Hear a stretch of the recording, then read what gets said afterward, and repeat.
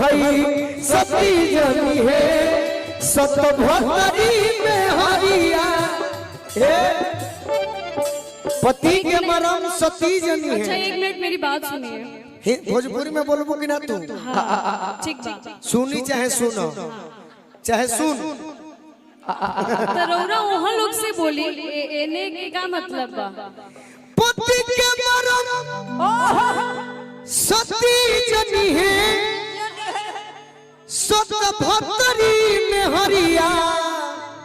अरे का जानी मरदा के मरम अरे मरदा जनी है अरे होई मौका ही जड़ावा का जानी मरदा के मरम मरदा जनी है होई मौका ही जड़ावा का जानी।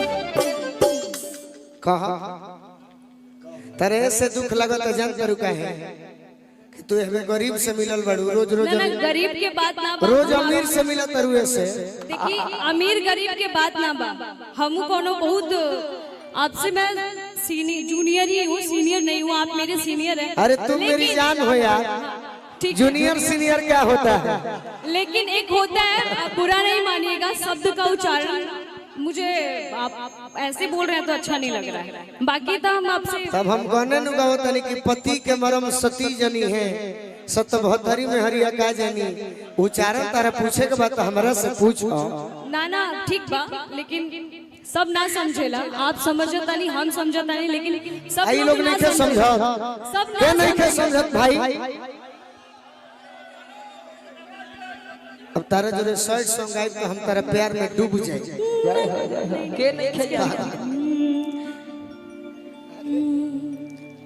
तू ही कह जौन तारा अच्छा लगता।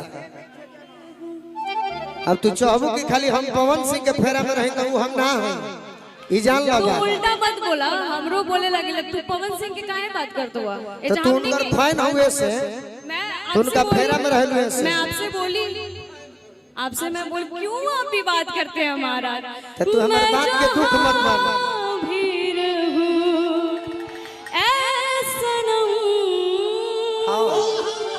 तू ऑलराउंडर बना ऑलराउंडर।